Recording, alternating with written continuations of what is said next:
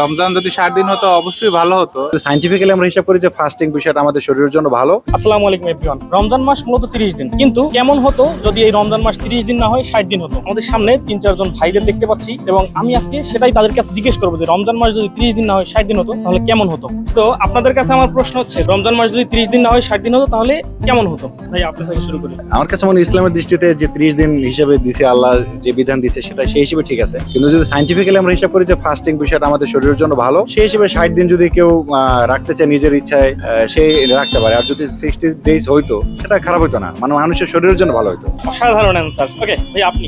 রমজান যদি 60 দিন হতো অবশ্যই ভালো হতো। তো দেখা যেত বেশি বেশি আল্লাহর ইবাদত করা যেত। আমরা 30 দিনে যে ইবাদত করি তার থেকে একটু বেশি বেশি করা যেত আল্লাহর ইবাদত, আল্লাহ সন্তুষ্ট বেশি অর্জন করা যেত। আমার মতে হয় ভালো হতো। Thank you. আপনার কাছে কি মনে হয়? আমার কাছে মনে হয় যে রমজান 60 দিন হলে অবশ্যই ভালো হতো। আমরা বেশি বেশি আল্লাহর রহমত অর্জন করতে পারতাম, বেশি বেশি ইবাদত করতে পারতাম, এই জন্য। থ্যাংক ইউ ভাই। আপনার কাছে? আমার কাছে মনে হয় আল্লাহ যেটা নির্ধারণ করে দিয়েছে 30 দিন সেটাই বেস্ট। তারপরে যদি এটা অবশ্যই রহমতের মাস, 30 দিন যদি বেশি হতো তাহলে অবশ্যই ভালো হতো। অসাধারণ। থ্যাংক ইউ ভাই, আপনাদের সবাইকে ধন্যবাদ। সকলের অ্যান্সার গুলো খুবই সুন্দর ছিল এবং আমার মনে হয় যে হ্যাঁ, রমজান 60 দিন হলে খারাপ হতো না, ইবাদত বন্দিগের মধ্যে কাটতো এবং সবাই সংযমের মধ্যে থাকতো। আপনাদের কি মনে হয় রমজান যদি 60 দিন থাকতো তাহলে কেমন হতো?